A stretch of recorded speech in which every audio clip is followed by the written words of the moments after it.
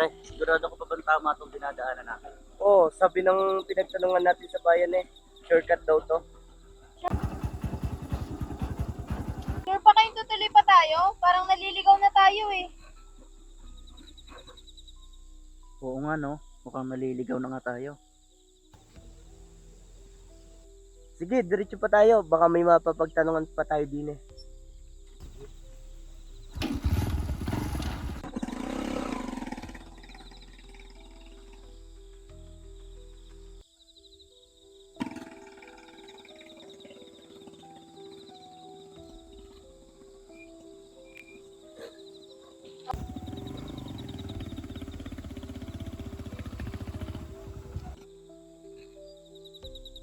Oh, bakit? Anong nangyari?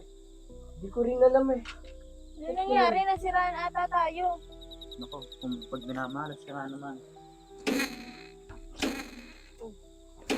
Ano nangyari? Hindi naman dad. Ubusan tayo ng gas. Sa tingin ko hindi, mukhang full tank naman tayo eh. Pero tingnan natin.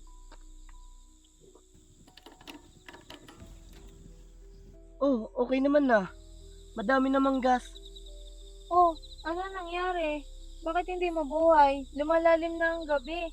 Kaya pa bang ayusin yan? Ano ba naman yan, Kiko? Nadaanan natin walang kasignal-signal. Ba't ako ang sinisisi mo? Ang sisihin mo yun na napagtanungan natin sa kanto?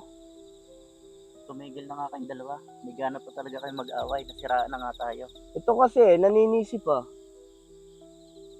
Ayusin nyo na muna yan. Bababa na muna ako para makahanap ng signal.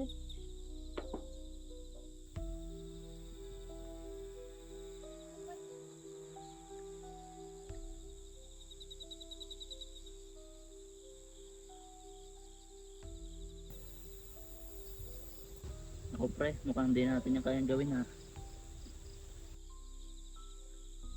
Ano? Kaya pa ba ayusin yan? Siguro hindi na kaya tong ayusin. Nawawala na din ako mahanap na signal eh. Hindi na talaga kaya tong ayusin. Hanap na lang kaya tayo ng mahinga ng tulong. Sige, tara na. Tara na. Maglakad-lakad tayo. Baka sakaling may makita tayong mga bahay. Tara na, Kiko. Kunin mo yung gamit mo.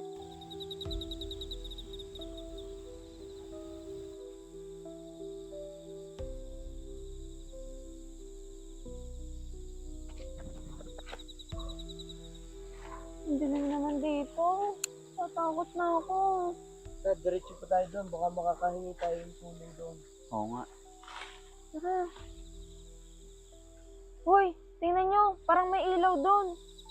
Punta tayo doon. Oo nga. Oo nga no. Tara, tignan natin. Tara, tara.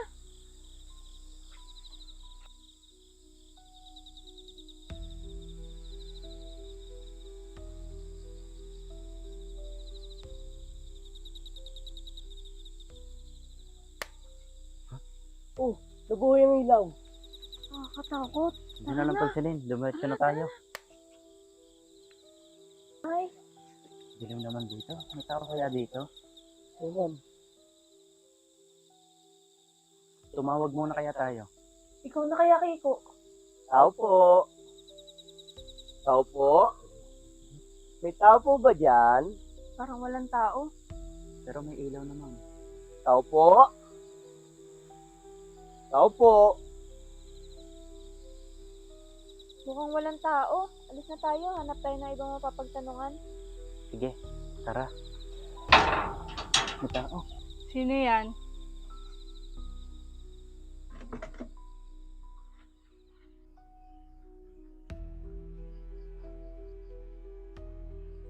Ba't kayo naparito? Anong kailangan nyo? Gandang gabi po. Nasiraan po kasi kami. Pwede po ba makahingi ng tulong? Gabi na. Panik muna kayo. Madaming ligaw na elemento dito sa kagubatan. Baka mapahamak pa kayo. Sige po. Salamat po. Pasensya na po sa abala. Tuloy kayo.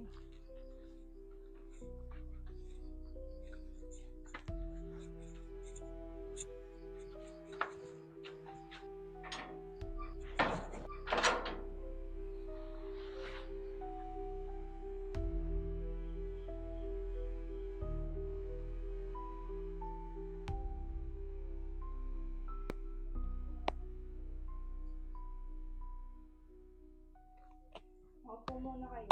Okay muna.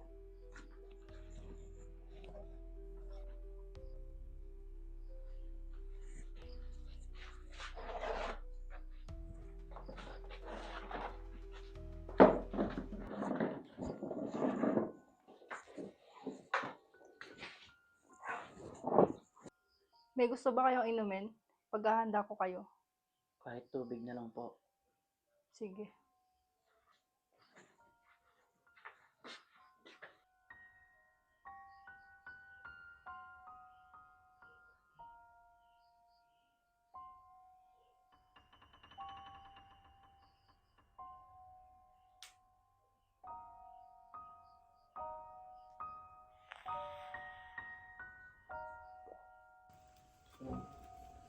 Pagpasensyahan niyo na anak ko. Mahiyain. Iniintay lang namin ang tatay niya.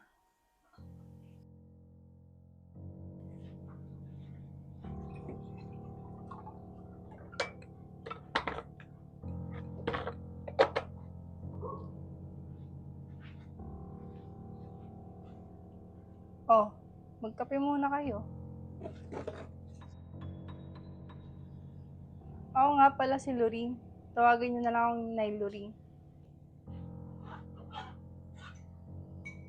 Creepy ng bata.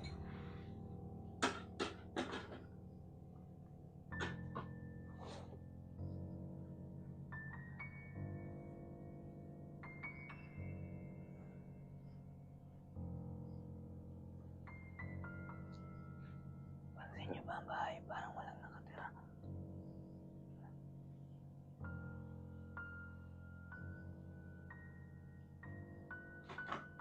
Malaking bata.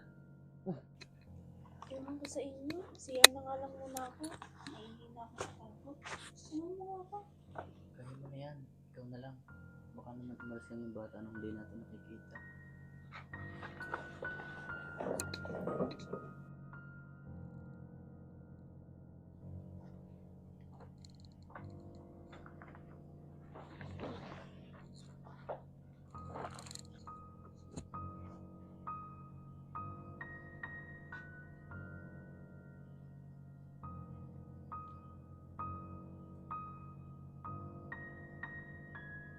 Hoy, huwag naman kayo manakot. Hindi ako nakikipagbiruan dito, ah.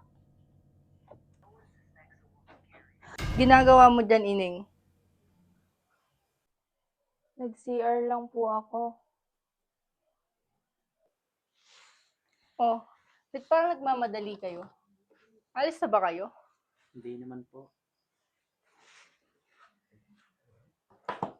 Tara na, alas na tayo. Wala na dito.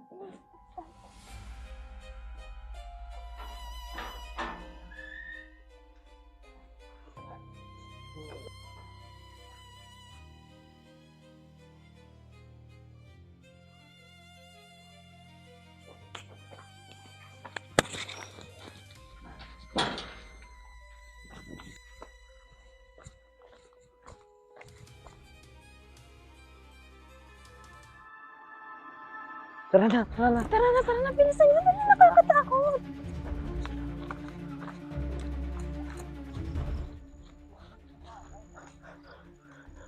Wala ba kayo napapansin doon? Meron. Umpisa pa lang, ramdam ko ng kakaiba. Nakakatakot. Iba rin ang kutob ko. Iba rin kasi ang approach na matanda doon sa atin kanina. Kaya nga.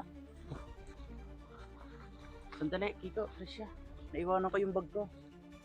Ano, babalikan mo pa yon? Nakakatakot na kaya? Oo, syempre, nandun ang wallet ko, tsaka mga ID. Ikaw na lang pumunta kung babalikan mo, hindi na ako sasama. Hindi Tara. pwede. Tara, diretso tayo. Baka may mahihingan tayo ng tulong doon. Para masamahan tayo.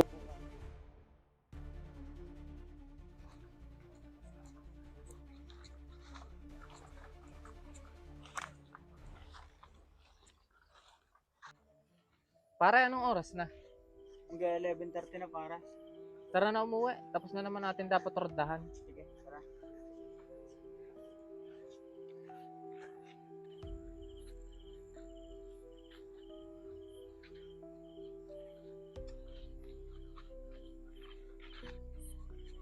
Yun, may barangay tanod. Tara, hingi tayong tulong. Manong, Oh, gabi na. Bakit pag-alagala pa kayo? hingi po sana kami ng tulong. Naiwan po kasi namin yung gamit ng kasama ko sa nag-iisang bahay. Saang bahay yon? Doon po sa gitna ng kagubatan. Bakit kayo nakarating doon? Niligaw po kasi kami. May nailuring po ang pangalan. Ano? Inailuring? Magaling pa pare, samahan natin ito sa bahay ni Kapitan. Oo nga. Sige, pare, tara.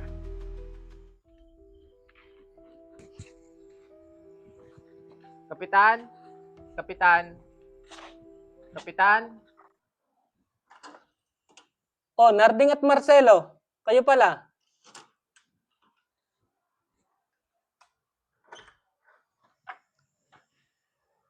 Oh, malalim na ang gabi.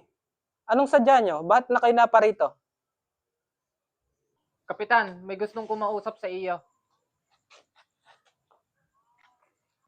Ah, sige, tuloy.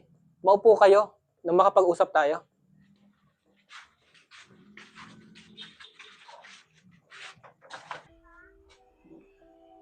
Kapitan na, upuan. Ay, salamat. O sige, anong nangyari? Ba't kayo naparito? Ganito po kasi yun, gagala po sana kami. May napagtanungan po kami sa bayan, may tinuro pong shortcut. Hanggang sa napunta po kami sa liblib na lugar, may nakita po kami nag-iisang bahay para humingi po ng tulong. Anong pangalan ka mo na may-ari ng bahay? Nailuring po. Ha? Sigurado ka bang may tao doon? Opo, pinagtimpla pa nga po kami ng kape eh. Nakita po namin yung anak niya. 20 taon nang walang nakatira doon. Si Aling Loring, siya yung nanay. Siya lang yung nakaligtas dahil nasa palengke siya noon. Ano po bang nangyari sa anak niya? Ganito kasi yun. Nakaalita nila yung may-ari ng lupa. Si Aling Loring, wala siya doon. Nasa palengke siya. Yung bahay nila pinasok, pinagsasaksak yung anak niya. Si Aling Loring po, ano nangyari? Umuwi siya kinabukasan. Nakita niya yung dugo. Hindi na kinaya ng konsensya niya, nawala siya nung kailangan siya ng pamilya niya. Bumalik siya sa bahay niya pagkatapos ng libing at nagbigti sa sala. So, sinong tao doon?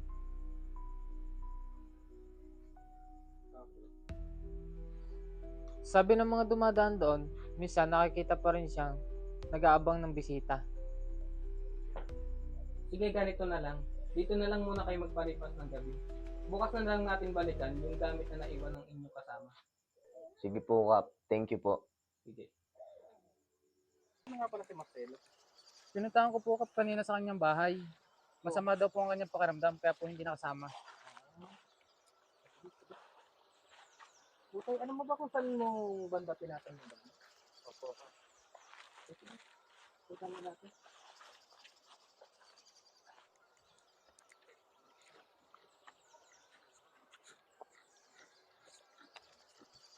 Oh, andito na tayo.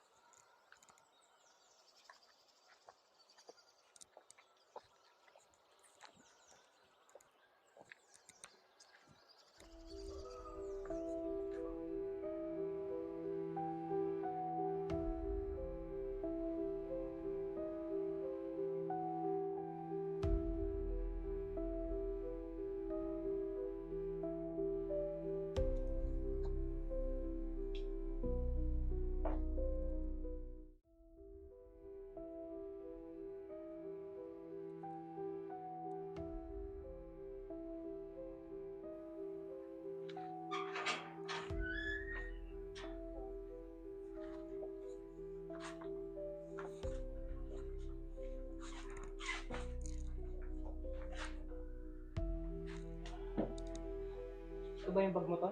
Opo, Kap. Salamat po.